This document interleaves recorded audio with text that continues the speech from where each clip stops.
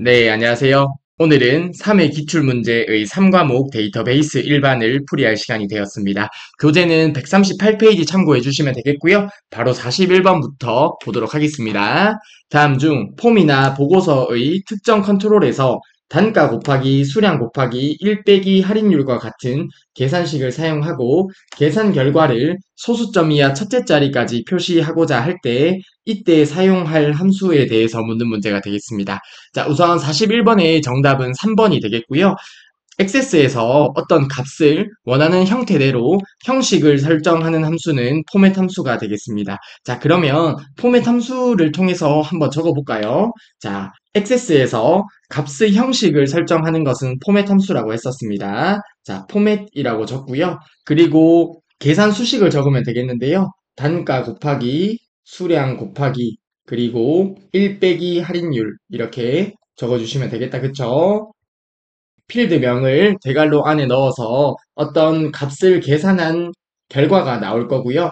해당 값에 대한 형식을 큰 따옴표 안에 지정을 해주시면 되겠습니다. 자, 그런데 문제에 보게 되면 소수점 이하 첫째 자리까지 표시를 하고자 한다고 하네요. 그러면 0.0 이렇게 형식을 설정해 주시면 되겠습니다. 자, 이럴 때 사용을 하는 게 포맷 함수가 되고요. 참고적으로 동일한 기능을 하는 함수가 엑셀에서는 텍스트 함수가 되었습니다. 텍스트 함수도 어떤 값에 대해서 형식을 큰 따옴표 안에 지정을 해서 사용을 했었습니다. 그리고 나머지 보기들도 보면 str 함수는 문자형으로 변환해주는 함수고요. val 함수, 발 함수는 숫자형으로 변환해주는 함수고요. 그리고 dlookup 함수 같은 경우는 조건에 맞는 필드를 추출해주는 데이터베이스 함수가 되겠습니다. 자, 아무튼 이렇게 형식을 설정하는 함수는 포맷 함수가 됩니다. 자, 엑셀에서는 저희가 텍스트 함수로 사용을 했었는데요. 사용 형식과 기능은 동일한데 액세스에서는 포맷 함수라는 거 기억을 해주셨으면 좋겠습니다. 참고적으로 저희가 실기 시험을 풀 때 포맷 함수 같은 경우는 종종 출제가 되긴 합니다. 자, 아무튼 그것은 실기 문제 풀 때 같이 보기로 하고요. 액세스에서 형식을 설정할 때 포맷 함수를 사용을 합니다. 따라서 41번의 정답은 3번이 되겠습니다.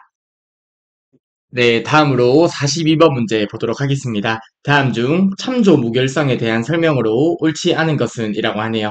자, 저희가 참조 무결성은 파트 1에서 학습을 했었었는데요. 말 그대로 참조하는 데에 무결하다 이런 의미가 되겠습니다. 두 테이블 간의 데이터를 일관성 있게 유지할 수 있도록 하는 제약 규칙이라고 하는데요.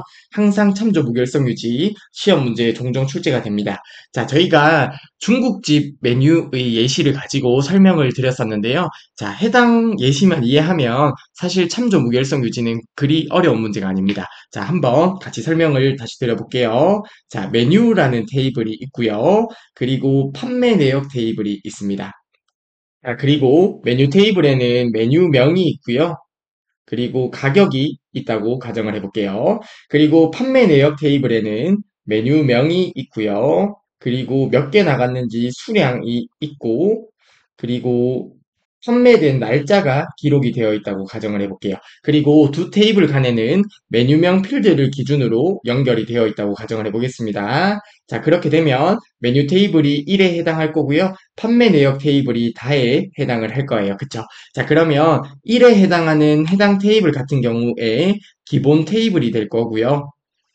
그리고 다에 해당하는 테이블이 상대 테이블이 될 거예요. 그쵸? 자, 해당 예시를 기억한 상태에서 아래쪽의 내용을 조금 더 보도록 하겠습니다. 기본 테이블의 기본 키 필드에 존재하지 않는 데이터는 상대 테이블의 외래키 필드 값으로 입력할 수 없다고 하네요. 자, 우선 메뉴 테이블의 메뉴명 필드가 기본 키라고 하겠습니다. 자, 기본 테이블의 기본 키 필드에 존재하지 않는 데이터는 상대 테이블의 외래키 필드 값으로 입력할 수 없다고 하는데요. 자, 당연하죠. 자, 예를 들어서 메뉴명에 어떤 게 있다고 가정을 해볼까요? 자, 짜장면이 있고요. 그리고 짬뽕도 판매를 하고 있습니다. 그리고 맛집이라서 탕수육까지 해서 메뉴가 단 3개밖에 없는 중국집입니다. 그리고 판매 내역에는 저희가 처음에 짜장면이 팔렸고요. 그리고 다음에 온 손님도 짜장면을 주문을 했네요. 그리고 나서 짬뽕이 주문이 들어왔고요. 그리고 짬뽕이 주문이 들어왔습니다. 아직 탕수육은 주문이 안 들어왔다고 가정을 해볼게요. 자, 아무튼 기본 키필드에 존재하지 않는 데이터가 해당 필드에 들어올 수 있나요? 예를 들어서 저희가 판매 내역에 야끼우동이 들어올 수는 없습니다. 그쵸? 해당 부분이 참조 무결성인 거예요.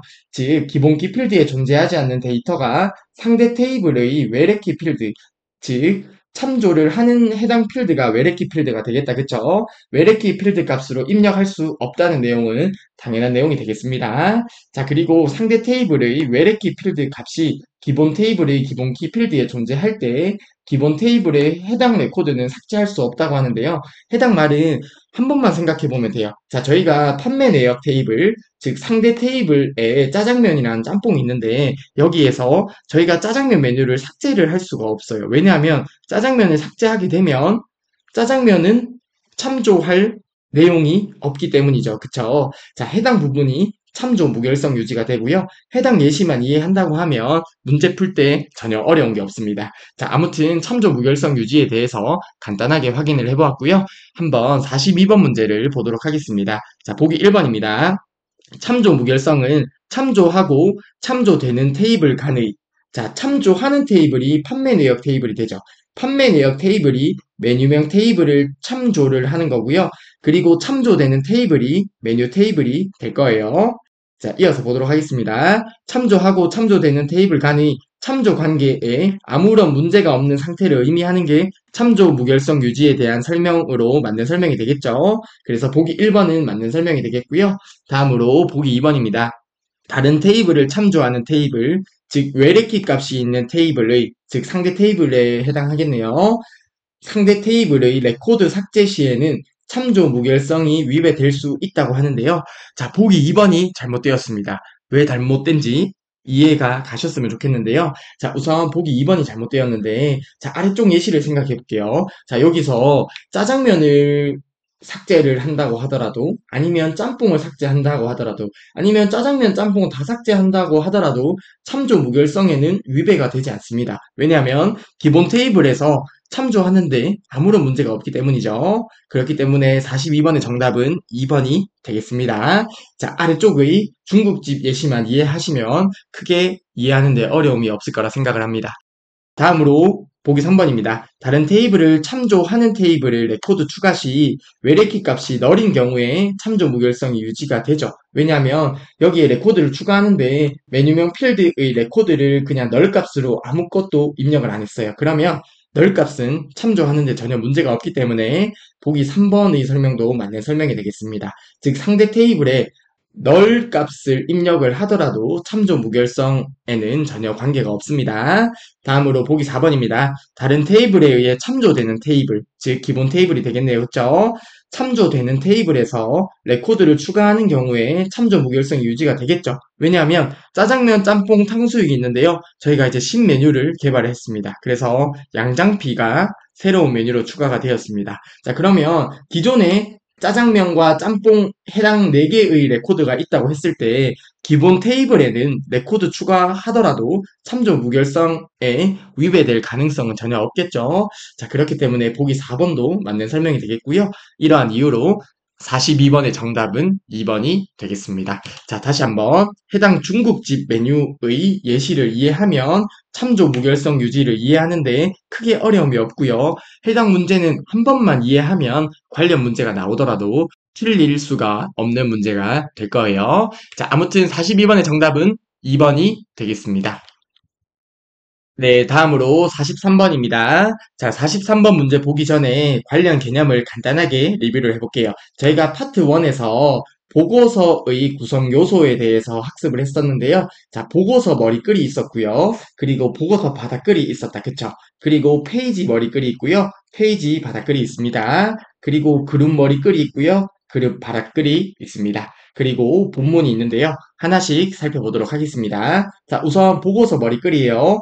보고서의 첫 페이지 상단에 한 번만 표시가 되죠. 일반적으로 제목을 표시하는 곳이 보고서 머리글이 되겠습니다. 그리고 보고서 바닥글입니다. 보고서의 마지막 페이지에 동일하게 한 번만 표시가 되고요. 일반적으로 보고서의 요약 정보 등을 표시하는 곳이 되겠습니다. 자, 그리고 페이지 머리글이에요. 페이지 머리글은 보고서의 몇 페이지 상단에, 모든 페이지 상단에 표시가 되고요. 첫 페이지에는 보고서 머리글 다음에 표시가 됩니다. 그리고 페이지 바닥글입니다. 페이지 바닥글은 보고서의 몇 페이지 하단에, 즉 모든 페이지 하단에 표시가 되고요. 다음으로 그룹 머리글입니다. 그룹 머리글은 그룹이 지정된 경우에 그룹의 상단에 표시가 되고요. 일반적으로 그룹의 이름이나 그룹의 요약 정보가 당연히 표시가 되겠다. 그쵸? 그리고 그룹 바닥글 동일합니다. 그룹이 지정된 경우 그룹의 하단에 반복적으로 표시가 되고요. 일반적으로 그룹의 요약 정보가 표시가 되겠습니다. 자, 다음으로 본문입니다. 본문은 실제 데이터가 표시되는 부분이라고 보시면 되겠습니다. 자, 아무튼 이러한 보고서의 구성 요소에 대해서 간단하게 리뷰를 했는데요. 해당 부분은 꼭 아셔야 되는 부분이고요. 시험 문제에 보고서의 구성 요소라든지 폼의 구성 요소와 같은 문제들은 시험에 종종 출제가 됩니다. 그래서 기억을 꼭 해주셨으면 좋겠습니다. 자, 아무튼 43번 문제 보도록 할게요. 다음 중 그룹화된 보고서의 그룹 머리글과 그룹 바닥글에 대한 설명으로 옳지 않은 것은 이라고 하네요. 보기 1번부터 보도록 하겠습니다. 그룹 머리글은 각 그룹의 첫 번째 레코드 위에 표시가 되겠다. 그쵸? 해당 부분은 당연한 이야기가 되겠습니다. 자, 어떤 그룹에 데이터가 있을 거고요. 해당 레코드의 첫 번째 레코드 위에 그룹 머리글이 들어갈 거고요. 마지막 레코드 아래쪽에 당연히 그룹 바닥글이 들어가겠다. 그쵸? 그래서 보기 1번의 설명은 맞는 설명이 되겠고요. 보기 2번입니다. 그룹 바닥글은 각 그룹의 마지막 레코드 아래에 표시가 되겠죠. 보기 2번도 맞는 설명이 되고요. 다음으로 보기 3번입니다. 그룹 머리글에 계산 컨트롤을 추가하여 전체 보고서에 대한 요약값을 계산할 수 있다고 하는데요. 자, 보기 3번이 잘못되었네요. 보기 3번에 보게 되면 그룹 머리글에 계산 컨트롤을 추가를 할 수 있겠고, 계산 컨트롤을 추가를 해서 전체 보고서에 대한 요약값이 아니라 해당 그룹에 대한 요약값을 계산을 할 수 있겠죠. 그쵸? 해당 그룹에 대한 요약값을 계산할 수 있겠습니다. 전체 보고서에 대한 요약값은 보통 보고서 바닥글에 위치를 하겠죠. 자, 보통 보고서 바닥글에 전체 보고서에 대한 요약값을 계산을 할 거예요. 자, 아무튼 이러한 이유로 보기 3번이 잘못된 설명이 되겠네요. 다음으로 보기 4번입니다. 그룹 바닥글은 그룹 요약과 같은 항목을 나타내는 데 효과적이겠죠. 당연히 보기 4번은 맞는 설명이 되겠습니다. 따라서 43번의 정답은 3번이 되겠네요. 자, 그룹 머리글에는 그룹에 대한 요약값을 계산을 해야겠죠? 전체 보고서에 대한 요약값은 당연히 보고서 머리글이나 보고서 바닥글에 위치를 시켜 주셔야 되겠습니다. 자, 아무튼 43번의 정답은 3번이 되겠습니다. 네, 다음으로 44번 문제인데요. 저희가 44번 문제 보기 전에 파트 1에서 데이터 형식에 대해서 학습을 했었습니다. 데이터 형식에 대해서 학습을 했었는데 해당 문제는 데이터 형식에 따른 필드 크기를 묻는 문제가 되겠는데요. 저희가 통화 형식 같은 경우는 8바이트의 필드 크기를 가졌었고요. 날짜 시간 데이터는 8바이트, 1년 번호는 4바이트, yes, no 데이터 형식은 1비트를 가지고요. OLE 개체는 1GB를 가졌습니다. 자, 이러한 데이터 형식에 따른 필드 크기도 기억을 해주실 필요가 있습니다. 자, 아무튼 이러한 내용을 바탕으로 44번 문제를 보게 되면 다음 중 하나의 필드에 할당되는 크기가 가장 작은 데이터 형식은 이라고 하네요. 자, 44번의 정답은 몇 번이 되겠어요? 1번이 되겠다, 그쵸?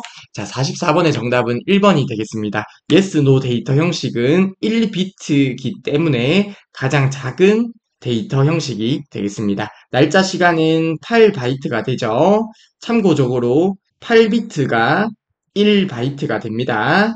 자, 그리고 통화 형식 같은 경우는 8바이트가 되고요. 1년 번호는 4바이트가 됩니다. 따라서 44번의 정답은 1번이 되겠습니다. 네, 다음으로 45번 문제 보도록 하겠습니다. 다음 중 기본 키에 대한 설명으로 옳은 것은 이라고 하네요. 자, 저희가 기본 키도 파트 1에서 학습을 했었는데요. 자, 기본 키 꼭 기억을 해주셔야 됩니다. 모든 레코드를 고유하게 식별할 수 있는 키가 기본 키가 되는데요. 기본 키 필드에는 중복 값이 없어야 하고 널 값이 없어야 합니다. 자, 해당 부분을 모르고 커말 1급 필기 시험을 합격하는 거는 말이 안 될 정도로 자, 기본 키 필드는 중복이 허용이 안 되고요. 그리고 널 값이 허용이 안 됩니다. 해당 부분 꼭 기억을 해주시면 됩니다. 그리고 관계 설정된 테이블에서 기본 키를 해제할 수 없습니다. 기본 키를 해제하려고 하면 설정된 관계를 먼저 삭제를 하고 나서 기본 키를 해제해야 된다. 이런 내용이 되겠습니다. 자, 파트 1에서 학습했던 기본 키 관련 내용 꼭 기억을 해주시고요. 자, 45번 문제 보도록 할게요. 자, 바로 보기 1번 보도록 하겠습니다. 모든 테이블에는 기본 키를 반드시 설정해야 된다고 하는데요. 보기 1번은 잘못된 설명이 되겠습니다. 자, 기본 키를 설정해도 되고 안 해도 됩니다. 그래서 보기 1번이 잘못된 설명이 되겠고요. 다음으로 보기 2번입니다. 액세스에서는 단일 필드 기본 키와 일련 번호 기본 키만 정의 가능하다고 하는데요. 보기 2번도 잘못된 설명이 되겠네요. 자, 여러 필드를 묶어서 기본 키를 설정할 수도 있죠. 즉, 단일 필드만 기본 키로 설정할 필요는 없고요. 그리고 데이터 형식이 일련 번호뿐만 아니라 다른 형식, 예를 들어서 뭐 텍스트 형식에도 기본 키 설정이 가능합니다. 그렇기 때문에 보기 2번도 잘못된 보기가 되겠습니다. 자, 다음으로 보기 3번입니다. 데이터가 이미 입력된 필드도 기본 키로 지정할 수 있습니다. 그래서 45번의 정답은 3번이 되겠고요. 해당 입력된 필드에서 중복 값이 없고 널 값이 없다고 하면 기본 키로 지정을 할 수 있습니다. 그래서 보기 3번은 맞는 설명이 되겠습니다. 따라서 정답은 3번이 되겠네요. 자, 다음으로 보기 4번입니다. OLE 객체나 첨부 파일 형식의 필드에도 기본 키를 지정할 수 있다고 하는데요. 자, 보기 4번은 잘못된 설명이 되겠고요. 자, OLE 객체에는 기본 키를 지정할 수 없습니다. 자, OLE 객체라고 하면 그런 데이터 형식이라고 보시면 돼요. 그림, 소리, 동영상과 같은 형식이라고 보면 되는데, 자, 해당 객체에 기본 키를 설정하는 게 사실 생각을 해보면 말이 안 되긴 하죠. 이러한 필드에서 모든 레코드를 고유하게 식별한다는 것 자체가 말이 안 되기 때문에 OLE 객체는 기본 키로 설정할 수 없다고 기억을 해주시면 되겠습니다. 자, 아무튼 45번의 정답은 3번이 되겠고요. 자, 관련해서 저희가 액세스에서 간단하게 실습만 좀 진행을 해볼게요. 자, 아무튼 데이터가 이미 입력된 필드에도 기본 키로 지정할 수 있습니다. 따라서 45번의 정답은 3번이 되고요. 액세스를 통해서 간단하게 살펴보겠습니다. 네, 45번에서 기본키 관련 내용만 간단하게 실습을 해보도록 하겠습니다. 자, 왼쪽에 보면 액세스 관련 개체들이 있는데요. 저희가 다 배웠던 개체들이에요. 자, 테이블 개체도 있고요. 그리고 쿼리 개체도 있습니다. 그리고 폼도 있고요. 그리고 보고서도 있네요. 그리고 매크로도 있습니다. 자, 해당 부분에서 저희는 신규 과목 테이블에서 간단하게 실습을 해보도록 하겠습니다. 자, 우선 신규 과목 테이블 더블 클릭 한번 해보겠습니다. 자, 보게 되면 과목 코드 필드가 있고요. 과목명 필드, 그리고 월회비 필드가 이렇게 입력된 테이블이 신규 과목 테이블입니다. 해당 테이블에서 오른쪽 버튼 눌러서 디자인 보기로 들어가 보도록 하겠습니다. 자, 여기에서 보게 되면 기본 키로 다 설정이 안 되어 있어요. 자, 해당 기본 키가 설정이 안 되어 있는데요. 과목 코드 필드를 클릭한 상태에서 위쪽에 있는 기본 키를 눌러서 기본 키 설정을 해볼게요. 자, 그러면 왼쪽 부분에 이런 키 모양이 생겼는데요. 해당 부분이 생기게 되면 기본 키 설정이 된 거예요. 그리고 나서 데이터 시트 보기로 돌아가도록 하겠습니다. 자, 우선 테이블 저장하고요. 자, 그러면 보기 3번의 내용은 맞는 보기가 되죠. 데이터가 이미 입력된 필드도 당연히 기본 키로 지정을 할 수 있습니다.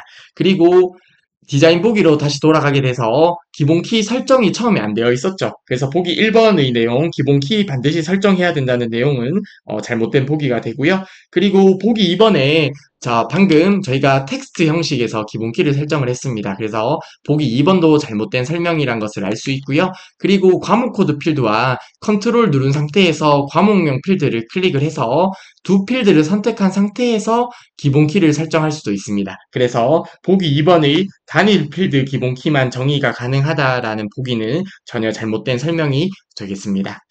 자, 아무튼 45번에 나온 보기를 몇 가지 살펴보았습니다.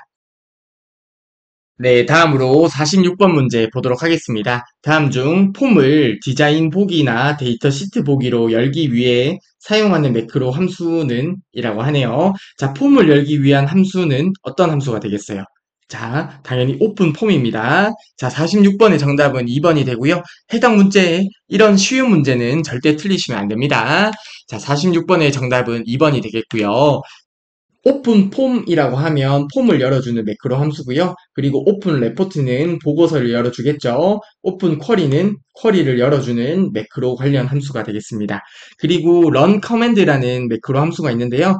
명칭은 run 메뉴 커맨드로 바뀌었습니다. 자, 아무튼 액세스 내부에서 제공하는 명령을 실행하는 매크로 함수라고 보시면 되고요. 그리고 run 매크로는 말 그대로 매크로를 실행하라는 의미의 매크로 함수가 되겠습니다. run SQL은 SQL문을 실행하라는 의미가 되겠습니다. 자, 아무튼 매크로 함수는 함수명에서 의미를 내포하는 경우가 많습니다. 그렇기 때문에 이런 문제는 정말 점수를 주는 문제라고 생각해 주시면 되겠습니다. 자, 46번의 정답은 2번이 되겠고요. 다음 문제 보도록 하겠습니다. 네, 다음으로 47번입니다. 자, 47번에는 SQL을 묻는 문제가 나오는데요. 저희가 파트 1에서 SQL 구문을 학습을 했었습니다. 자, 해당 정렬 부분만 간단하게 리뷰를 해보게 되면, 자, 저희가 기본적으로 select가 나오게 되죠. 그리고 from이 나옵니다. 그리고 조건식이 있다고 하면 where절이 나올 거고요. 그리고 정렬을 하기 위해서 order by를 사용을 해주면 됩니다. 자, from 뒤에 테이블 명이나 쿼리 명이 나올 거고요. 그리고 select 뒤에는 필드 명이 나오겠다. 그쵸? 그리고 where 뒤에는 조건식이 나올 겁니다. 그리고 order by는 정렬을 하라는 의미인데요. 어떤 기준이 되는 필드가 있을 거예요. 자, 그래서 어떤 필드를 기준으로 정렬을 할지에 따른 필드명을 설정을 해주시면 되고요. 그리고 정렬 방식을 지정을 해주시면 되겠습니다. 그러면 해당 부분이 SQL 구문이 정렬 형태가 된다고 보시면 되겠는데요. 자, 해당 부분은 영어 문법처럼 일정 부분 암기가 필요한 부분이라고 말씀을 드렸습니다. 그리고 distinct 같은 경우는 중복되는 레코드를 제외하고 레코드를 가지고 올 때 사용하는 키워드라고 봐주시면 되고요. 그리고 정렬 방식에는 오름차순으로 지정을 하려고 하면 생략을 하면 됩니다. 즉 생략을 하게 되면 기본적으로는 오름차순 정렬이 되고요. 또는 ASC라고 지정을 해주셔도 돼요. 그리고 내림차순 같은 경우는 DESC로 지정을 해주시면 됩니다. 자, ascending의 약자로 ASC를 지정하게 되면 오름차순이고 descending의 약자로 DESC를 지정하면 내림차순으로 정렬이 되는 거예요. 아무튼 이러한 구문 형태를 가지고 47번 문제를 바로 보도록 하겠습니다. 다음 중 직원 테이블의 필드가 이렇게 있는 것 같습니다. 사원번호, 부서명, 이름, 나이, 근무 연수, 급여가 있는 테이블이네요. 해당 테이블에서 근무 연수가 3 이상인 직원들을 해당 부분이 조건이 되겠다. 그쵸? 나이가 많은 순서대로 그러면 정렬 기준이 주어졌네요. 나이가 많은 순서대로 조회하되 같은 나이일 경우 급여의 오름차순으로 또 다른 정렬 기준이 주어졌습니다. 자, 정렬 기준 두 번째가 되겠습니다. 급여의 오름차순으로 모든 필드를 표시하는 SQL문이라고 하네요. 자, 47번의 정답은 4번이 되겠는데요. 자, 4번 구문 한번 같이 보도록 하겠습니다. 자, 우선 select 하고요. 어떤 필드명은 다 가지고 오는 것처럼 보이네요. 전체 필드를 가지고 올 때는 아스타 별표를 입력해 주시면 된다. 그쵸? 그리고 나서 어느 테이블에서 가지고 오죠? from 직원 테이블에서 가지고 옵니다. 그리고 조건이 있습니다. 근무 연수가 3 이상인 직원이네요. 자, where절이 나올 거고요. where 근무 연수가 3 이상이므로 크거나 같다. 3이라고 적어주시고요. 다음으로 정렬 기준을 적어주시면 되겠습니다. 자, order by까지 이렇게 적어주시면 되겠고요. 그리고 나서 나이가 많은 순서대로 정렬을 하라고 하죠. 그쵸? 자, 그러면 저희가 1, 2, 3, 4, 5 이렇게 올라가는 경우가 오름차순이라고 했습니다. 자, 나이가 많은 순서면 5, 4, 3, 2, 1인데 나이가 가장 많은 게 앞에 오는 거죠. 그러면 갈수록 내려가기 때문에 내린 차순이 될 거예요. 그쵸? 그러면 나이가 많은 순서대로 조회하라는 것은 나이 필드를 기준으로 해서 내린 차순으로 정렬하라는 의미가 되겠고요. 그리고 정렬 기준 두 번째도 표시를 해주면 되겠습니다. 이때는 콤마로 이어서 정렬을 표시해 주시면 되겠습니다. 그러면 나이에 대한 내린 차순을 지정을 해주었고요. 콤마, 급여를 기준으로 해서 오름 차순이기 때문에 생략을 하거나 ASC라고 입력을 해주시면 되겠습니다. 따라서 47번의 정답은 4번이 되겠습니다. 자, 해당 SQL 구문 정렬 형식과 그리고 저희가 그룹 형식에 대해서도 배웠었는데 두 가지 구문은 꼭 기억을 해주셔야 됩니다. 자, 아무튼 47번의 정답은 4번이 되겠습니다. 자, 다음으로 48번 문제인데요. 48번 문제는 하위폼 관련 문제가 되겠습니다. 저희가 파트 1에서 하위폼 관련 개념을 학습했었는데 관련 개념을 간단하게 리뷰를 해보도록 하겠습니다. 자, 파트 1에서 학습했던 부분이고요. 하위폼도 시험 문제에 종종 출제가 됩니다. 해당 부분도 같이 기억을 해주셨으면 좋겠습니다. 자, 그리고 데이터베이스 일반 같은 경우는 사실 필기 시험에서 나올 수 있는 부분이 정형화되어 있습니다. 그래서 파트 1에서 내용만 잘 학습하시더라도 사실 데이터베이스 일반에서는 80점 정도도 쉽게 나올 수 있는 유형입니다. 그만큼 처음에는 생소하지만 나올 수 있는 유형이 한정적이다 보니까 아무튼 파트 1의 내용을 잘 복습을 해주셨으면 좋겠습니다. 자, 하나씩 같이 보도록 할게요. 폼 안에 또 하나의 폼을 의미하는 것으로 별도의 독립된 폼이 기본 폼 안에 존재하는 것이 하위 폼이 됩니다. 즉 어떤 폼이 있는데요. 자, 해당 폼이 있고요. 해당 폼 안에 어떤 폼이 들어있는 것을 하위 폼이라고 하죠. 그쵸? 자, 중요한 것은 폼 안에 또 하나의 폼을 의미하는 것이 하위 폼인데요. 해당 폼은 별도의 독립된 폼이에요. 즉, 폼이 각각 독립된 폼으로서 존재를 하는데 그 독립된 폼이 기본 폼 안에 들어있는 형태를 하위 폼이라고 하는 거예요. 자, 그러면 이러한 형태에서 해당 부분이 기본 폼이 될 거고요. 해당 부분이 하위 폼이 됩니다. 자, 그리고 1대 다 관계가 설정된 테이블이나 쿼리를 효과적으로 표시를 할 수 있겠죠. 1에 해당하는 것이 기본 폼이 될 거고요. 다에 해당하는 것이 하위 폼이 될 거예요.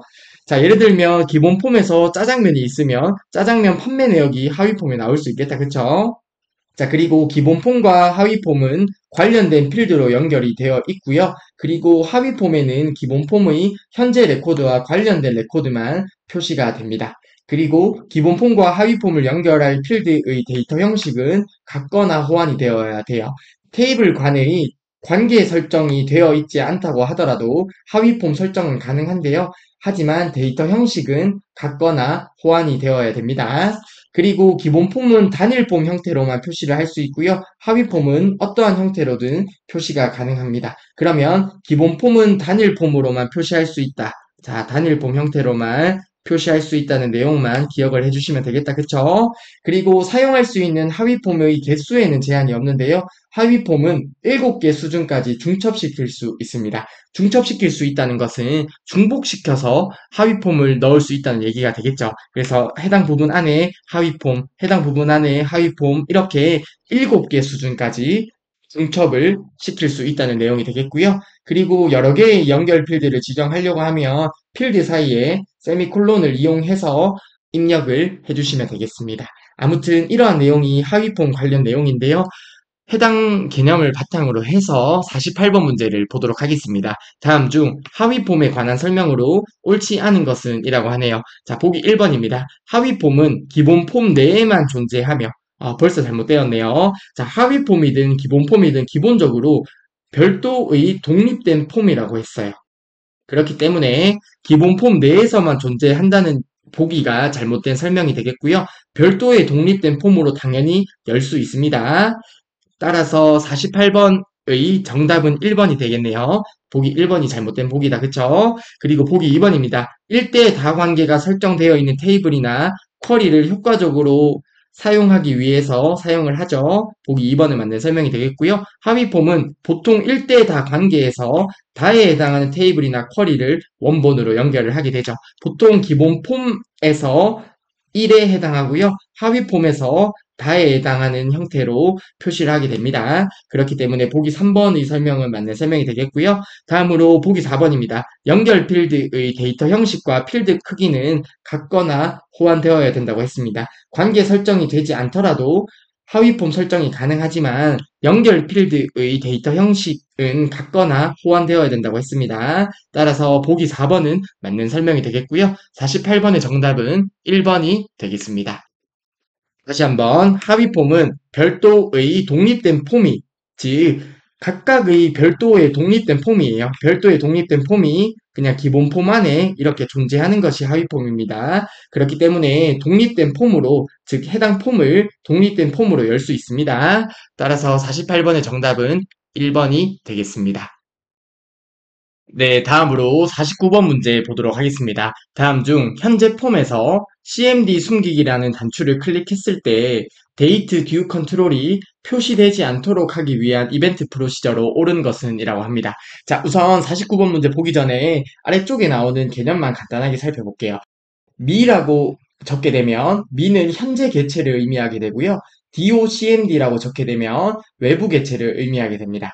그리고 어떤 개체와 컨트롤은 느낌표로 구분을 하고요. 컨트롤의 속성을 지정할 때는 마침표로 구분을 하는데요.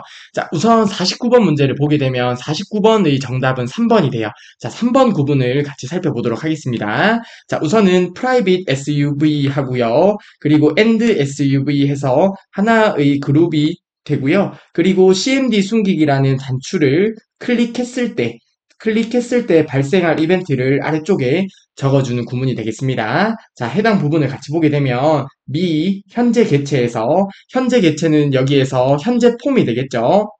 아무튼 현재 개체에서 컨트롤명 데이트 듀 컨트롤을 입력을 해주고요. 데이트 듀 컨트롤과 개체를 구분할 때는 느낌표로 구분을 합니다. 자, 그리고 나서 컨트롤의 속성을 지정할 때는 마침표로 구분을 하죠. 데이트 듀 컨트롤의 비저블, 보이는 속성을 false로 지정하게 되면 문제에 제시된 데이트 듀 컨트롤이 표시되지 않도록 하는 이벤트 프로시저가 되겠습니다. 자, 그래서 정답은 3번이 되는데요. 자, 해당 부분 다시 볼게요. 자, 미라고 하면 현재 개체를 의미해요. 현재 개체는 문제에 보게 되면 현재 폼이라고 하죠. 그래서 개체를 의미하는데요. 미는 해당 문제에서는 폼을 의미하겠습니다. 그리고 어떤 개체와 컨트롤을 구분할 때는 느낌표로 구분을 해줍니다. 자, 문제에서는 컨트롤이 데이트 듀 컨트롤이 되죠. 그리고 컨트롤의 속성을 지정할 때는 마침표로 구분을 하고요. 컨트롤의 비저블, 보이는 속성을 보이지 않도록, 즉 표시되지 않도록 하기 위해서 false라고 지정해주는 형식이 되겠습니다. 따라서 3번이 정답이 되고요. 다른 보기도 한번 같이 볼게요. 자, 보기 1번을 보게 되면 개체와 컨트롤은 느낌표로 구분을 해야 되죠. 여기는 마침표이기 때문에 보기 1번은 잘못된 설명이 되겠습니다. 다음으로 보기 2번입니다. 이번에는 CMD 숨기기 컨트롤을 더블 클릭했을 때죠. 하지만 문제에 보게 되면 CMD 숨기기 단추를 클릭한 경우이기 때문에 보기 2번도 잘못된 보기가 되겠습니다. 자, 그리고 현재 개체와 컨트롤은 느낌표로 잘 구분을 했고요. 그리고 컨트롤의 속성도 마침표로 잘 구분을 했습니다. 하지만 true가 아니라 false로 줘야지 데이트 듀 컨트롤이 표시가 되지 않는 거죠. 자, 해당 부분도 잘못되었네요. 자, 그리고 보기 4번 같은 경우는 private SUV CMD 숨기기를 더블 클릭했을 때, 자, 더블 클릭이 아니라고 했었죠. 그리고 해당 부분에서는 개체와 컨트롤명을 느낌표로 구분을 해야 되고요. 컨트롤과 속성은 마침표로 구분해야 되는데 해당 부분도 잘못됐고 표시되지 않도록 하려면 false인데 해당 부분도 잘못되었습니다. 자, 아무튼 49번의 정답은 3번이 되겠는데요. 실제 시험장에서 해당 내용을 몰랐다고 하더라도 자, 보기 2번과 4번의 더블 클릭이죠. 더블 클릭했을 때 이벤트가 발생하기 때문에 보기 2번과 4번은 틀렸다고 생각을 할 수 있고요. 보기 1번과 3번은 해당 내용을 몰랐다면 찍어야 되는 문제일 수 있겠습니다. 아무튼 제가 여기서 드리고 싶은 말씀은 문제를 조금만 자세히 보다 보면 이렇게 보기 1번에서 4번 중에 저희가 소거할 수 있는 보기가 보통 두 개가 나와요. 즉, 헷갈리는 보기가 두 개 정도 있을 수 있는데 이 상태에서 찍게 되면 필기시험 합격 확률이 훨씬 높아지겠죠. 자, 그래서 제가 말씀드리고 싶은 것은 공부를 소홀히 해야 된다는 게 아니라요. 실제 시험장에서 내가 처음 보는 유형이 나오더라도 문제를 자세히 보다 보면 보기를 한 두 개 정도는 쉽게 소거를 시킬 수 있습니다. 그러면 생각보다 쉽게 필기를 합격할 수 있습니다. 그래서 제가 드리고 싶은 말씀은 시험장에서 모르는 문제가 나오더라도 당황하지 않고 잘 푸셨으면 좋겠습니다. 자, 아무튼 49번의 정답은 3번이 되겠습니다. 네, 다음으로 50번 문제 보도록 하겠습니다. 자, 50번에서는 크로스텝 쿼리에 관해서 나왔는데요. 저희가 파트 1에서 크로스텝 쿼리는 학습을 했었습니다. 관련 개념을 간단하게 리뷰를 해보도록 하겠습니다. 자, 엑셀의 피벗 테이블 형태와 유사해 데이터의 요약 정보를 볼 때 적합한 쿼리가 크로스텝 쿼리가 됩니다. 자, 크로스텝 쿼리는 실제로 엑셀의 피벗 테이블과 유사하죠. 자, 그리고 열과 행 방향의 표 형태로 데이터를 집계할 수 있고요. 즉 데이터를 어떤 요약을 할 수 있습니다. 그리고 열머리글은 한 개만 지정을 할 수 있고 행머리글은 세 개까지 지정할 수 있는 게 크로스텍 쿼리가 되겠습니다.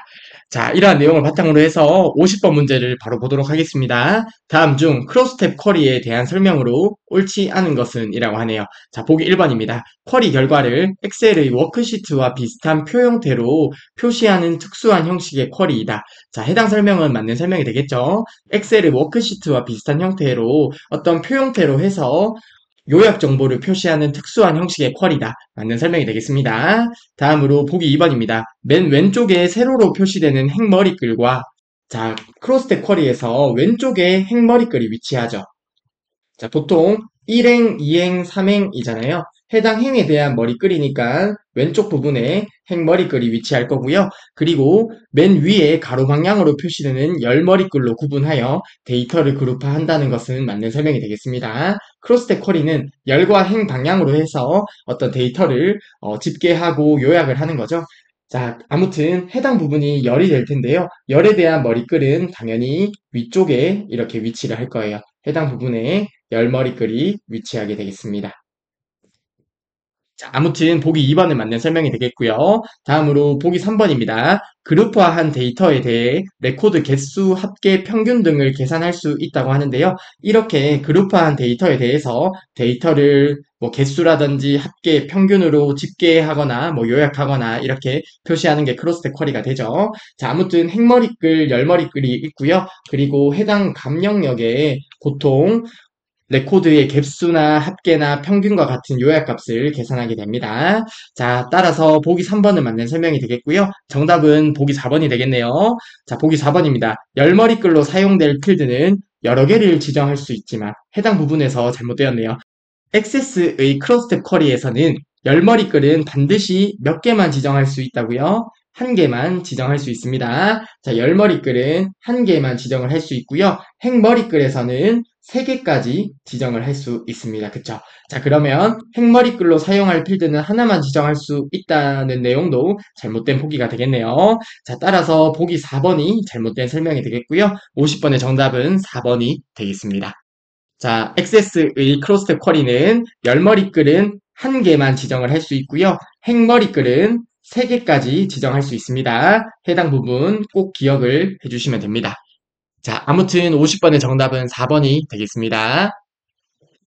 네, 다음으로 51번 문제 보도록 하겠습니다. 자, 51번 문제에서는 추가 쿼리 관련 문제가 되겠는데요. 해당 부분도 저희가 파트 1에서 학습을 했었습니다. 자, 해당 부분의 개념을 간단하게 리뷰를 하고 51번 문제를 보도록 하겠습니다. 자, 추가 쿼리, 인서트 쿼리 같은 경우는 테이블에 레코드를 추가할 때 사용하는 쿼리가 되겠고요. 레코드를 추가하는 방법에는 두 가지가 있었습니다. 값을 직접 지정하여 추가를 할 수도 있고요. 아니면 다른 테이블에서 레코드를 추출해서 추가하는 방법이 있습니다. 자, 값을 직접 지정하여 추가하는 경우에는 insert into를 적어주고요. 그리고 레코드를 추가할 테이블명, 그리고 필드명을 지정을 해주면 됩니다. 괄호 안에 필드명을 지정해주면 되고요. 그리고 values하고 입력될 데이터를 입력해주면 됩니다. 자, 그러면 필드값 1, 필드값 2 이렇게 지정을 하게 되면 해당 필드값이 해당 필드로 이렇게 추가가 되는 형식이 되겠습니다. 그리고 다른 테이블에서 레코드를 추출해서 추가를 할 수도 있는데요. insert into는 동일하게 들어가게 되고요. insert into 테이블명 즉 레코드를 추가할 테이블명을 지정해주고 갈로 안에 필드명을 입력을 해주면 되고요. 아래쪽에 있는 셀렉트 문에서 레코드를 추출하게 되는데요. select from 테이블명, 그러면 어떤 또 다른 테이블에서 필드를 추출해 오는 거죠. 그러면 어떤 테이블에서 추출한 이렇게 레코드들이 있을 텐데요. 해당 부분을 해당 필드에 삽입을 하는 형태가 되겠습니다. 자, 이러한 형태가 insert 쿼리, 추가 쿼리가 되는데요. 추가 쿼리에서는 여러 개의 레코드를 동시에 추가는 할 수 있지만 한 번에 하나의 테이블에만 추가할 수 있습니다. 즉, 한 번에 여러 개의 레코드는 추가할 수 있어도 한 번에 하나의 테이블에만 추가할 수 있다는 내용이 되겠죠. insert into하고 지정한 테이블에만 추가를 할 수 있습니다. 그리고 레코드의 전체 필드를 추가할 때는 필드 이름을 생략할 수 있습니다. 즉, 어떤 테이블에서 필드가 A, B, C, D까지 있는데 해당 필드 전체에 대해서 값을 입력할 때는 해당 필드명을 생략할 수 있다는 얘기가 되겠습니다.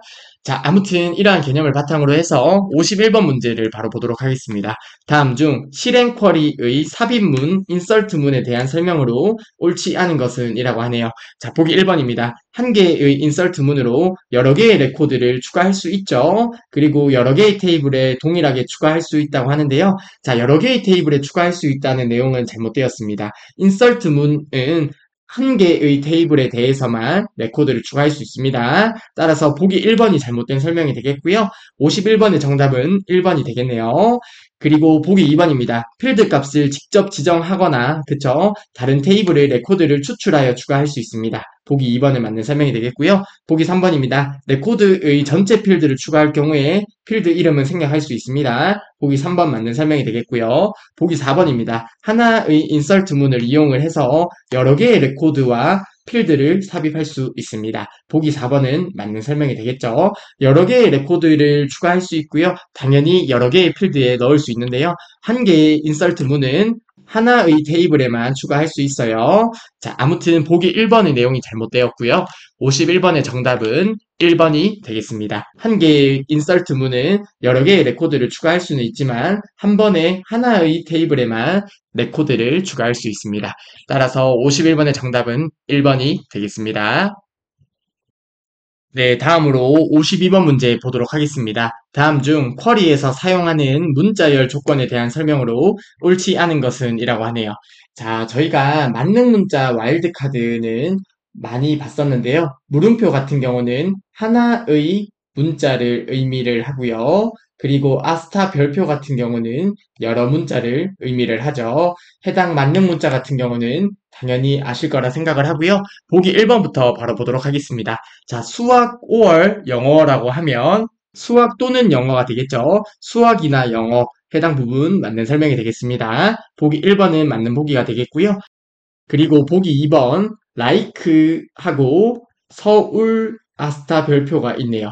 자, 우선 like 연산자 같은 경우는 like하고 큰 따옴표 안에 어떤 만능 문자를 이용해서 어떤 형태를 찾아주는 연산자가 되겠는데요. 자, 그러면 like하고 큰 따옴표 안에 서울 아스타라고 하면 서울 뒤에 여러 문자가 있는 거죠. 즉, 서울이라는 문자열로 시작하는 이라는 의미가 되겠습니다. 그래서 보기 2번은 맞는 설명이 되겠죠. 다음으로 보기 3번입니다. 보기 3번에는 like 하고요. 아스타, 신림, 그리고 아스타, 큰 따옴표 이렇게 있는데요. 자, 그러면 like는 어떤 형태를 찾아주고요. 형태를 보게 되면 신림 양쪽으로 어떤 여러 문자가 있다 이런 의미가 되겠죠. 자, 그러면 해당 의미는 신림을 포함하는 이라는 의미가 되겠습니다. 자, 그러면 보기 3번을 보게 되면 문자열의 두 번째가 신이고 세 번째가 림이 문자열을 찾는다고 하는데요. 보기 3번이 잘못된 설명이 되겠습니다. 자, 이렇게 작성하려고 하면 like 하고요. 첫 번째 문자가 뭔지는 모르겠지만 하나의 문자가 오고요. 그 다음에 신림이 온 다음에 마지막에 아스타 별표를 하게 되면 문자열의 두 번째가 신이고 세 번째가 림인 문자열을 찾는다라는 의미가 되겠다. 그쵸? 자, 그래서 보기 3번이 잘못된 설명이 되겠습니다. 자, 해당 부분은 당연히 양쪽으로 해서 아스타 별표가 있기 때문에 포함하는 이라는 의미가 되겠습니다. 자, 그러면 저희가 이메일 필드가 있을 때 이메일에 골뱅이가 있는지 확인을 하려고 할 때 like 아스타, 골뱅이, 아스타 이렇게 해서 해당 필드에서 골뱅이가 포함되도록 규칙을 설정을 할 수도 있습니다. 자, 아무튼 실기에서는 이러한 유효성 검사 규칙을 사용을 할 때 해당 연산자를 사용을 하는데요. 실기 문제를 보게 되면 지겹도록 볼 테니까 간단하게 미리 말씀을 드렸습니다. 아무튼 보기 3번이 잘못된 설명이 되겠고요. 보기 4번입니다. 낫은 부정의 의미가 되겠죠. 자, 전산과의 낫이라고 하면 전산과가 아닌의 의미가 되겠습니다. 따라서 보기 4번은 맞는 설명이 되겠고요. 52번의 정답은 3번이 되겠네요. 자, like하고 어떤 형태를 큰 따옴표 안에 적는데 아스타 별표 사이에 실림이 있으면 실림이 포함된 문자열을 찾겠죠. 따라서 52번의 3번이 잘못된 설명이 되겠습니다. 네, 다음으로 53번 문제 보도록 하겠습니다. 입사 지원자의 정보를 DB화하기 위해 테이블을 설계하고자 한다고 하네요. 다음 중 한 명의 지원자가 여러 개의 이력이나 경력 사항을 갖는 경우에 적절한 테이블 구조를 묻는 문제가 되겠습니다. 자, 우선은 보기 3번과 4번을 보게 되면 한 테이블에 여러 필드가 있습니다. 지원자 아이디, 이름, 성별, 생년월일, 연락처, 회사, 직무, 근무 기간이 있고요. 보기 4번에 보면 지원자 테이블에 정말 많은 필드들이 이렇게 있습니다.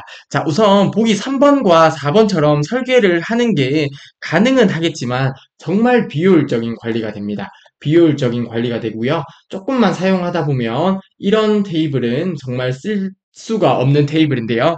자, 아무튼 보기 3번, 4번은 잘못된 보기가 되겠습니다. 가능은 하겠지만 이렇게 테이블을 설계를 하면 안 되고요. 자, 그러면 답은 1번 아니면 2번일 텐데요. 한번 보기 1번부터 보도록 하겠습니다. 지원자 테이블이 있고요. 경력 테이블이 있습니다. 아, 그러면 어떤 지원자와 관련된 테이블이 있고요. 해당 특정 지원자에 대해서 연결할 만한 경력 사항을 나타내는 테이블이 있을 거예요. 그쵸? 자, 그러면 지원자 테이블에는 지원자 아이디, 이름, 성별, 생년월일, 연락처와 같이 지원자와 관련된 필드가 있을 거고요. 경력 테이블에는 경력 아이디, 회사, 직무, 근무 기간과 같이 경력과 관련된 필드들이 있을 거예요. 그러면 보기 3번, 4번보다 훨씬 효율적이고 어떤 테이블 조작 시에 발생할 수 있는 오류가 적을 수 있는데요. 보기 1번은 잘못된 보기가 되겠습니다. 자, 왜 그러냐면 보기 2번을 보게 되면 지원자 아이디가 있고요. 그리고 지원자 아이디가 있습니다. 그런데 보기 1번을 보게 되면 두 테이블을 연결할 필드가 없어요. 즉, 보기 2번을 보면 지원자 아이디가 있고요. 지원자 아이디에 따라서 지원자 아이디 필드로 해서 두 테이블을 이렇게 연결을 시켜 줄 수가 있는데 보기 1번에는 그런 필드가 없죠. 따라서 53번의 가장 적절한 테이블 구조는 보기 2번이 되겠습니다. 조금만 생각해보면 쉽게 답을 구할 수 있는 문제라 생각을 합니다. 자, 아무튼 53번의 정답은 2번이 되겠습니다. 네, 다음으로 54번 문제 보도록 하겠습니다. 다음 중 동아리 회원 목록을 표시하는 동아리 회원이라는 폼이 있나 보네요. 해당 폼에서 아래 그림과 같이 여자 회원인 경우 해당 부분이 조건이 되겠네요. 해당 조건에 만족을 할 때 본문 영역의 모든 컨트롤들의 글꼴 서식을 굵게 기울임꼴로 표시하는 방법으로 적절한 것은 이라고 합니다. 즉 아래쪽의 그림을 보게 되면 해당 성별 필드가 있습니다. 해당 필드에서 해당 필드의 레코드 값이 여자일 경우에 해당 여자일 경우에 본문 영역의 모든 레코드들에 대해서 조건부 서식을 적용하는 문제가 되겠습니다.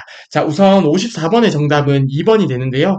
자, 우선 간단하게 문제를 보고 저희가 액세스를 통해서 실습을 해보도록 하겠습니다. 자, 이렇게 조건부 서식을 적용을 하려면 우선 본문 영역의 모든 컨트롤을 선택을 합니다. 즉, 저희가 성별 필드의 값이 여자일 때 해당 부분의 서식만 변경하는 게 아니라 해당 조건에 맞을 때 전체 레코드에 대해서 서식을 변경하잖아요. 그래서 본문 영역에 있는 모든 컨트롤을 우선 선택을 하고요. 그리고 조건부 서식에서 규칙으로 식을 통해서 작성을 하는데 조건식을 성별은 여자라고 지정을 하고요. 서식을 설정하면 됩니다.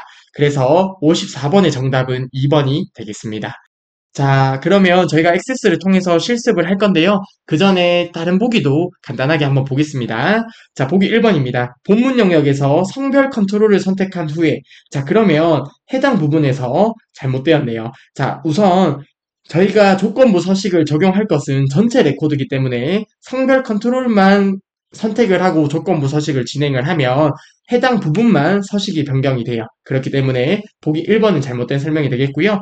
다음으로 보기 3번을 보면 본문 영역의 모든 컨트롤을 선택을 하고 조건부 서식에서 규칙으로 필드 값이 다음과 같음을 설정을 한다고 하는데요. 해당 부분이 잘못되었습니다. 왜냐하면 저희가 조건부 서식을 적용할 때 전체 컨트롤을 선택을 한 상태에서 조건부 서식의 규칙을 필드 값이 다음과 같음이라고 하면 액세스에서는 그 필드가 학번 필드인지 학과명 필드인지 이름 필드인지 모르잖아요. 그래서 저희가 위에서 보면 식을 통해서 필드명을 적어주면서 식을 작성을 해주는 거예요. 그래서 필드 값이 다음과 같음을 사용해서 전체 레코드에 서식을 적용할 수가 없습니다. 그렇기 때문에 보기 3번은 잘못된 설명이 되고요.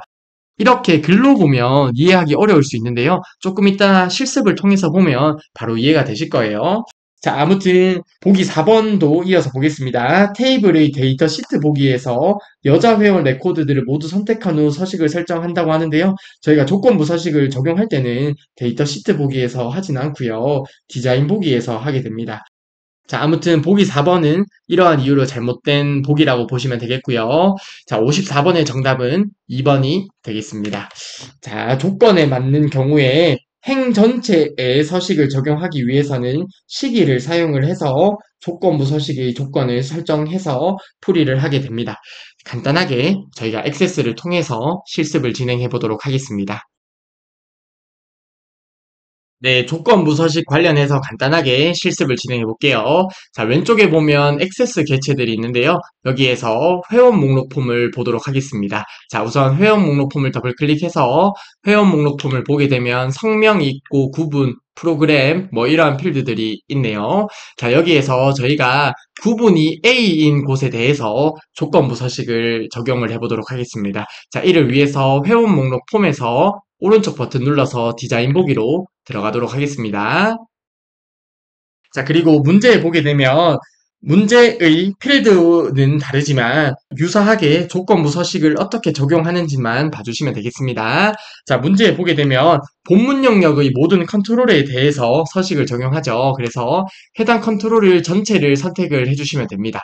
자, 해당 컨트롤을 선택하기 위해서 해당 부분을 클릭하면 본문 영역의 컨트롤을 모두 클릭할 수 있거든요. 자, 해당 부분 클릭해 볼게요. 자, 그러면 이렇게 본문 영역의 컨트롤을 모두 선택을 했고요. 이 상태에서 리본 메뉴 상단의 서식이라고 있습니다. 서식으로 들어가서 조건부 서식을 클릭을 해보도록 하겠습니다. 자, 여기에서 새 규칙을 클릭을 할게요. 그리고 나서 여기에 필드 값이라고 있는데요. 필드 값이 예를 들어서 다음과 같음이라고 하고요. 여기에 어떤 값을 지정할 건데 다음과 같은이라고 하면 액세스에서 다음과 같으니 어떤 필드에서 비교를 해야 될지 모르겠죠. 그렇기 때문에 저희가 특정 필드에서 조건을 확인을 하고 전체 컨트롤에 대해서 적용을 할 때는 필드 값이가 아닌 시기를 설정을 하고요. 여기에서 저희가 조건부 서식의 식을 직접 작성을 해주시면 되겠습니다. 자, 그래서 여기에 적어 볼게요. 구분 필드에서 값이 A인 경우에 조건부 서식을 적용을 할 건데요. 자, 그러면 자, 구분 필드가 A인 레코드들에 대해서 본문 영역 전체 컨트롤에 대해서 서식을 적용을 할 건데요. 해당 조건에 맞을 때 서식을 아래쪽에서 설정을 해주시면 되겠습니다. 저는 채우기 색을 노랑으로 설정을 하고 확인 버튼을 눌러볼게요. 자, 그리고 결과를 보도록 하겠습니다. 자, 폼 보기로 들어가서 보게 되면 구분이 A인 경우에 해당 레코드 전체에 대해서, 즉 컨트롤 전체에 대해서 서식이 잘 적용된 것을 확인을 할 수 있습니다. 그래서 문제에 보게 되면 특정 필드를 기준으로 해서 전체 레코드에 서식을 적용하기 위해서 식을 통해서 조건을 직접 지정을 해 주었었습니다. 그쵸? 아무튼 54번의 조건부 서식 문제를 간단하게 실습을 해보았습니다. 자, 다음으로 55번 문제 보도록 하겠습니다. 폼의 각 컨트롤에 포커스가 위치할 때 입력 모드를 한글 또는 영숫자 반자로 지정을 하려고 한다고 하네요. 자, 그러면 입력 모드를 설정을 할 때 컨트롤 속성은 뭐였어요? 55번의 정답은 4번이 된다. 그쵸? 저희가 IME 모드는 파트 1에서 학습을 했었습니다. 그쵸? 컨트롤에서 지정할 수 있는 속성들이 여러 가지가 있는데요. 그 중에 하나가 IME 모드입니다. 말 그대로 데이터 입력 시에 입력 상태를 지정하는 속성이에요. 즉, 컨트롤에 포커스가 위치했을 때 처음에 데이터를 입력할 때 한글로 입력이 시작이 될지 뭐 영어로 입력이 시작될지 이러한 입력 모드를 지정을 하는 게 IME 모드입니다. 데이터 입력 시에 한글, 영문자 등의 입력 상태를 지정하는 속성, 즉 입력할 때의 입력 모드를 지정하는 것이라고 봐주시면 되겠습니다. 따라서 55번의 정답은 4번이 되겠습니다. 다음으로 56번 문제 보도록 하겠습니다. 아래와 같이 보고서의 그룹 바닥글에 도서의 총 권수와 정가의 합계를 인쇄하고자 한다고 하네요. 다음 중 총 권수와 정가 합계 두 컨트롤의 수식으로 옳은 것은 이라고 합니다. 자, 우선은 아래쪽의 보기를 보기 전에 저희가 아래쪽에 있는 개념을 간단하게 볼게요. 자, 카운트면 개수를 세알려주는 함수인데요. 카운트하고 필드명을 입력하게 되면 해당 필드의 개수를 구해주게 되는 함수가 됩니다. 그리고 count하고 아스타 별표를 하게 되면요, 동일하게 레코드의 개수를 구해주는 함수가 되는데요. 두 개의 차이를 기억할 필요는 있습니다. 자, 해당 부분은 널 값을 제외한 개수를 구해줘요. 즉, 자, 어떤 테이블이 있다고 가정을 해볼게요. 그리고 필드명이 펌활이라고 해보겠습니다. 그리고 또 다른 필드가 합격이라는 필드가 있어요. 자, 그리고 나서 컴활에 값이 2, 4, 3이 있고요. 합격에 1, 2, 4 이렇게 있다고 가정을 해보고요. 해당 부분은 비어져 있다고 가정을 해보겠습니다. 자, 그러면 해당 부분에서 카운트 아스타 별표를 하게 되면 레코드 개수니까 4개가 출력이 될 건데요. 여기에서 카운트 필드명 커멀이라는 필드명을 지정을 하게 되면 커멀이라는 필드에서 널 값은 제외한 개수기 때문에 해당 결과는 3이 나오게 됩니다. 자, 아무튼 56번 문제와 푸는데 관련은 없지만 해당 부분도 같이 기억을 해주셨으면 좋겠습니다. 자, count라는 함수는 액세스에서 개수를 구해주는데요. 아스타 별표를 하게 되면 레코드의 개수를 구해줘요. 즉, 널 값을 포함한 그냥 전체 레코드의 개수를 구해주는 게 count 아스타 별표고요. 필드명을 대괄호 안에 입력을 하게 되면 널 값을 제외한 개수를 구해주게 됩니다. 해당 부분은 기억을 해주셨으면 좋겠고, 자, 아무튼 56번 문제를 보도록 할 건데요. 자, 우선 56번의 정답은 4번이 되는데요. 자, 여기에 보면 count가 있고요. count A가 있습니다. 자, 우선 액세스에서 count A라는 함수는 없습니다. 그렇기 때문에 보기 2번과 3번은 잘못된 보기가 되겠고요. count A라는 함수는 없습니다. 자, 그러면 보기 1번과 4번을 보게 되면 도서의 총 권수다. 그쵸? 그러면 count하고 정가 필드에서 개수를 구하는데요. 해당 부분만 보고 뭐 잘못됐다고 판단은 할 수 없을 것 같아요. 아무튼 정가 필드에서 개수를 구해서 권 1, 앰퍼샌드로 연결을 해서 표시를 해주네요. 보기 4번을 보면 카운트 별표를 해서 권이라는 문자와 앰퍼샌드로 연결을 해서 표시를 해주는데요. 보기 4번의 수식이 조금 더 적절한 표현이 되겠지만 보기 1번이 그렇다고 잘못됐다고 얘기하기는 아직까지는 증거가 좀 부족할 것 같습니다. 이어서 정가 합계를 보게 되면 자, 보기 1번에 나오는 total이라는 함수도 자, total이라는 함수도 액세스에서 존재하지 않는 함수입니다. 그렇기 때문에 보기 1번도 잘못된 보기가 되겠고요. 56번의 정답은 4번이 되겠습니다. 그래서 count 아스타 해서 count 별표로 개수를 구하고 해당 개수에 권을 연결해서 총 권수로 표시를 해주고요. 그리고 정가의 합계는 썸을 통해서 구해주는 형태가 되겠습니다. 따라서 56번의 정답은 4번이 되겠습니다. 자, 참고적으로 다시 한번 말씀드리면 count A와 total이라는 함수는 액세스에 존재하지 않는 함수고요. 그래서 해당 내용만 알더라도 4번 정답은 풀 수가 있는 문제가 되는데 엑셀에서는 count 함수가 있었고요. count A 함수가 있습니다. 자, 엑셀에서는 count는 숫자의 개수만 세알려주고 count A는 비어있지 않은 셀의 개수를 구해주는 함수였어요. 그래서 엑셀에서 보게 되면 1, 3, 컴활, 합격, 4 이렇게 있다고 했을 때 해당 부분의 카운트를 하게 되면 숫자의 개수니까 카운트의 결과는 3이 나오고 카운트 A의 결과는 비어있지 않은 셀의 개수니까 5가 나온다. 그쵸? 엑셀에서는 이렇게 사용을 했었는데요. 액세스에서는 그런 게 없고요. 카운트는 문자던 숫자던 간에 그냥 개수를 구해주는 함수가 됩니다. 해당 부분은 학습을 하다 보면 헷갈릴 수 있어서 참고적으로 말씀을 드렸습니다. 액세스에서는 그냥 카운트는 개수를 세알려주는 함수였는데 엑셀에서는 카운트는 숫자의 개수를 세알려주는 함수였다. 그쵸? 자, 아무튼 참고적으로 말씀을 드렸고요. 56번의 정답은 4번이 되겠습니다. 네, 다음으로 57번 문제 보도록 하겠습니다. 자, 57번에는 정교와 관련 개념이 나오게 되는데요. 자, 해당 개념을 저희가 파트 1에서 학습을 했었는데, 해당 정교화를 간단하게 리뷰를 하고 57번 문제를 보도록 하겠습니다. 자, 우선 정교화에 앞서서 이상이라는 용어에 대해서 배웠습니다. 이상은 정교화를 거치지 않으면 데이터베이스 내에 데이터들이 불필요하게 중복이 되어서 어떤 릴레이션, 테이블과 동일한 말입니다. 테이블 간의 조작 시에 발생하는 여러 문제점을 의미하는 게 이상이 됩니다. 아무튼 이상이라는 용어도 함께 기억을 해주시고요. 정교화는 속성들 사이의 종속성을 제거해가는 과정이 정교화라는 의미가 되겠습니다. 다른 말로는 이상 문제를 제거하는 과정이 되겠습니다. 즉, 데이터베이스 내에 불필요하게 중복되어 있는 것들을 제거해가는 과정이 정교화가 된다고 보시면 되겠습니다.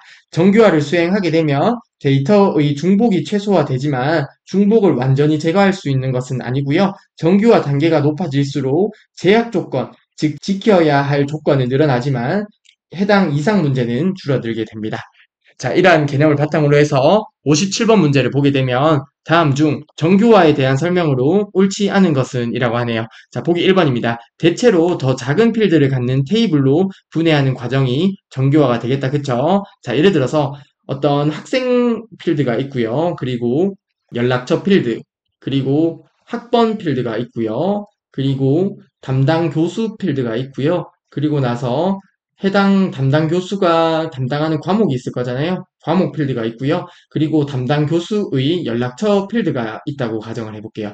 자, 보기만 해도 숨이 막히는 테이블이 되는데요. 해당 부분에서 교수 관련 테이블과 학생 관련 테이블로 따로 나눌 수 있겠죠. 그쵸? 그래서 정교화를 하게 되면 대체로 더 작은 필드를 갖는 테이블로 분해하는 과정이 되겠습니다. 따라서 보기 1번은 맞는 설명이 되겠고요. 보기 2번을 보게 되면 데이터 중복을 최소화하기 위한 작업이 정교화가 되죠. 보기 2번 맞는 설명이고요. 보기 3번입니다. 정교화를 통해 테이블 간의 종속성을 높이기 위한 것이라고 하는데요.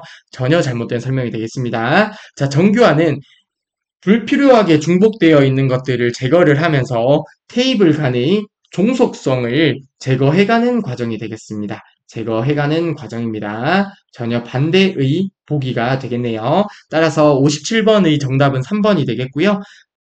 다음으로 보기 4번입니다. 추가, 갱신, 삭제 등 작업 시의 어떤 중복이 많게 되면 테이블 간의 이러한 작업을 할 때 문제가 발생을 해요. 해당 문제를 이상현상이라고 하는데요. 이러한 이상현상이 발생하지 않게 하기 위해서 정교화를 한다고 했습니다. 따라서 보기 4번은 맞는 설명이 되겠네요. 아무튼 57번의 정답은 3번이 되겠고요. 정교화는 종속성을 제거해가는 과정이 되겠습니다. 자, 이런 57번 문제는 절대 틀리면 안 되는 문제가 되겠죠. 자, 다음 문제 보도록 하겠습니다. 네, 다음으로 58번 문제입니다. 액세스의 개체에 대해서 묻는 문제가 되겠는데요. 저희가 액세스를 처음 공부할 때 액세스의 개체에 대해서 학습을 했었습니다. 저희가 파트 1에서 학습했던 내용이고요. 해당 내용을 간단하게 살펴보도록 하겠습니다. 자, 우선 테이블입니다. 테이블 같은 경우에는 데이터를 저장하고 관리하는 것으로 다른 개체의 원본 데이터가 된다고 하죠. 그리고 쿼리입니다. 쿼리는 하나 또는 두 개 이상의 테이블에서 사용자가 원하는 데이터를 추출, 검색 및 내용을 변경하는 개체라고 하고요. 폼 같은 경우에는 테이블이나 쿼리를 원본으로 해서 입출력 화면을 작성하는 개체가 폼이 됩니다. 그리고 보고서가 나옵니다. 보고서는 테이블이나 쿼리를 원본으로 해서 데이터의 출력을 위한 개체가 됩니다. 즉, 보고서는 출력을 위한 개체고요. 폼은 입출력 화면을 작성하는 개체가 됩니다. 그리고 매크로는 액세스의 작업을 자동화하는 개체가 매크로가 됩니다. 추가적으로 간단하게 좀 설명을 드리게 되면 기본적으로 액세스에서 데이터를 테이블에 저장을 해요. 테이블에 저장을 하게 되고요. 그리고 해당 테이블을 바탕으로 해서 쿼리를 만들 수가 있습니다. 그리고 해당 쿼리 같은 경우는 어떤 또 다른 쿼리를 통해서 쿼리를 만들 수도 있는데요. 아무튼 해당 쿼리 같은 경우는 테이블에서 쿼리를 만들 수도 있고요. 또 다른 쿼리를 통해서도 쿼리를 만들 수가 있습니다. 자, 아무튼 테이블과 쿼리라는 개체가 있고요. 그리고 해당 테이블과 쿼리를 원본으로 해서 폼을 만들 수도 있습니다. 폼은 입출력 화면을 작성하는 개체라고 했습니다. 입출력 화면을 나타내는 개체가 되고요. 그리고 테이블이나 쿼리를 통해서 보고서를 만들 수도 있고요. 보고서는 출력을 위한 개체라고 했습니다. 그리고 액세스의 작업을 자동화하는 매크로라는 개체도 있다. 그쵸? 자, 아무튼 이러한 그림을 통해서 액세스의 개체와 조금 친해졌으면 좋겠습니다. 자, 테이블은 데이터를 저장을 하고요. 테이블이나 또 다른 쿼리를 통해서 쿼리를 만들 수가 있습니다. 이렇게 만든 테이블과 쿼리를 통해서 폼을 만들기도 하고요. 보고서를 만들기도 합니다. 그리고 액세스의 작업을 자동화하는 매크로라는 개체가 있습니다. 이러한 내용을 바탕으로 해서 58번 문제를 보도록 하겠습니다. 다음 중 액세스의 개체에 대한 설명으로 옳지 않은 것은 이라고 하네요. 보기 1번입니다. 쿼리는 폼이나 보고서의 원본 데이터로 사용할 수 있죠. 보기 1번은 맞는 설명이 되겠습니다. 참고적으로 폼이나 보고서는 레코드 원본으로 주로 테이블이나 쿼리를 이용을 하고요. 그리고 SQL문도 원본으로 이용을 할 수가 있습니다. 자, 다음으로 보기 2번입니다. 폼은 테이블이나 쿼리 데이터의 입출력 화면을 작성하는 개체가 맞죠? 보기 2번도 맞는 설명이 되겠네요. 다음으로 보기 3번 보도록 하겠습니다. 매크로는 모듈에 비해 복잡한 작업을 처리하기 위해 프로그램을 직접 작성하는 것이라고 하는데요. 보기 3번이 잘못된 설명이 되겠네요. 자, 해당 매크로 같은 경우는 단순한 작업을 자동화하는 개체가 매크로가 됩니다. 그리고 해당 매크로를 통해서 처리하기 어려운 프로그램이나 어떤 작업을 직접 작성하는 것이 코드를 직접 작성하는 것이 모듈이 되겠습니다. 그래서 보기 3번의 설명은 전혀 잘못된 설명이 되겠네요. 다음으로 보기 4번 보도록 하겠습니다. 테이블은 데이터를 저장하는 데 사용하는 개체가 맞죠? 레코드 및 필드로 구성이 됩니다. 따라서 보기 4번도 맞는 설명이 되겠습니다. 자, 그러면 58번의 정답은 3번이 되겠네요. 매크로는 단순한 작업을 자동화하는 개체가 매크로라는 개체가 되는데요. 해당 매크로로 처리하기 어려운 프로그램이나 작업을 직접 작성하는 것이, 즉 직접 코드로 작성하는 것이 모듈이 됩니다. 따라서 보기 3번이 잘못된 설명이 되겠습니다.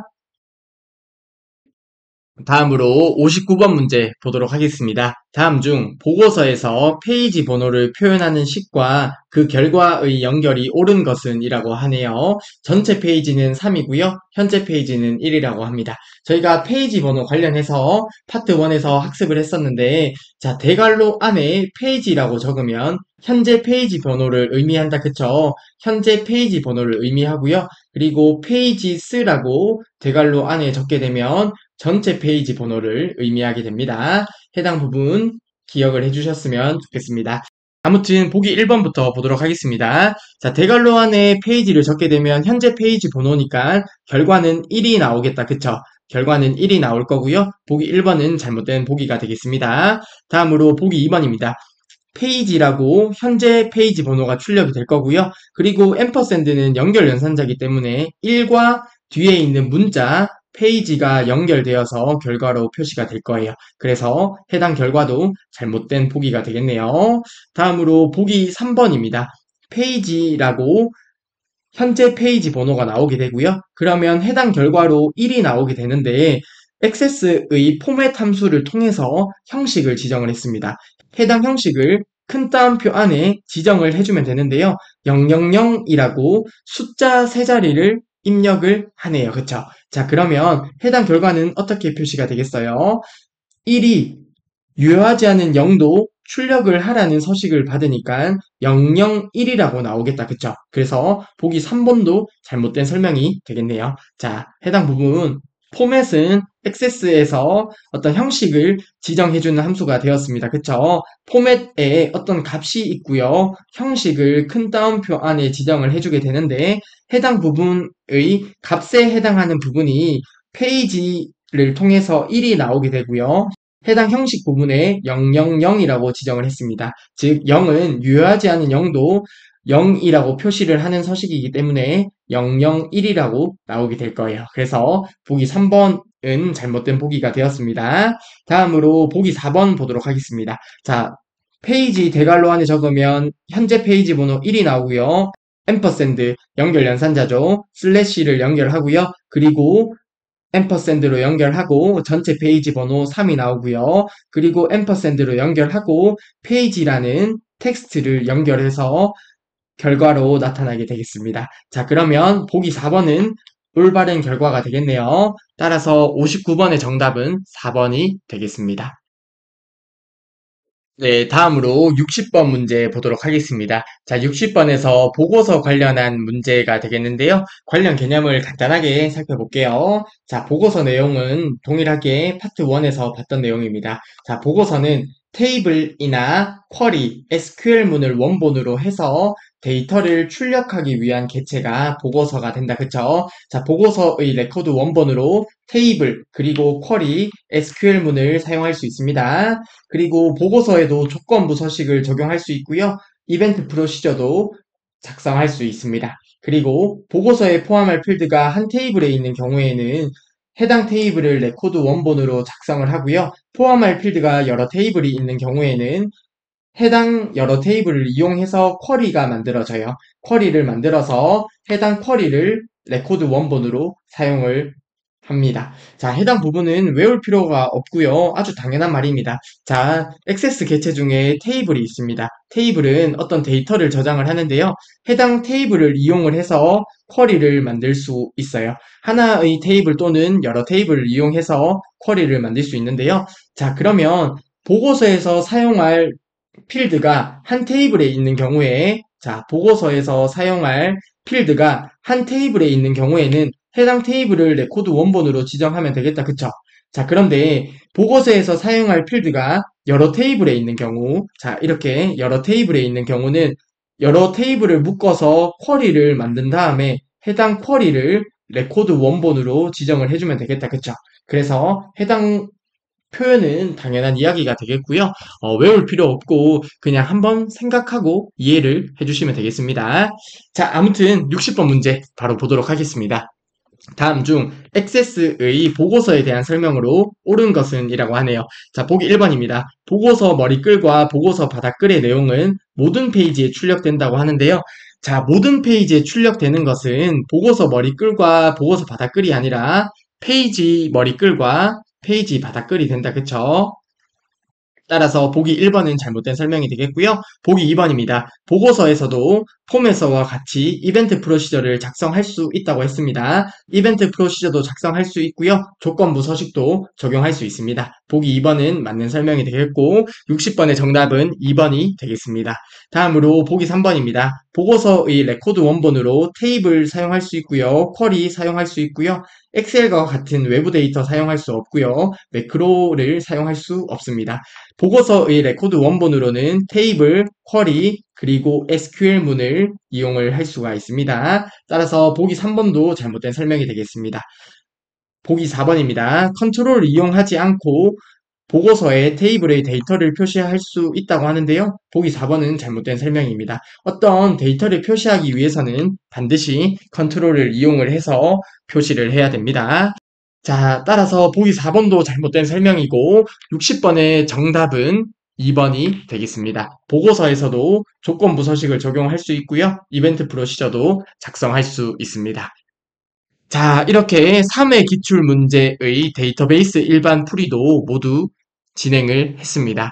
자, 어떻게 액세스 문제가 이제 좀 익숙해진다는 느낌이 드실 것 같은데요. 실제로 문제를 풀어보면 느끼다시피 해당 액세스 같은 경우에 처음에는 생소하다 보니까 많이들 어려워하지만 실제로 시험을 치고 점수를 열어보게 되면 액세스가 보통 가장 높게 나올 때가 많아요. 그래서 문제를 풀면 아시다시피 양이 상대적으로 적고요. 문제에 나오는 유형이 어느 정도 정형화되어 있습니다. 그래서 시험에서 점수를 주는 파트가 데이터베이스 일반이 됩니다. 그래서 파트 1에서 학습했던 내용을 잘 복습을 해서 시험을 치러 가게 되면 실제 결과가 나오면 데이터베이스 일반에 감사한 경우가 생길 수 있습니다.